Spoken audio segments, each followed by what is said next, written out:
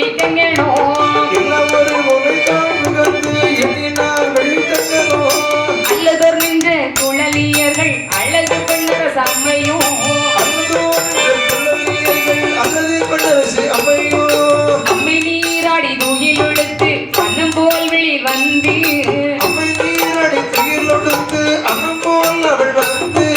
வெண்மஞ்சள் கோலம் தான் பருத்தி மீண்டும் வெப்பலகை தான் போட்டு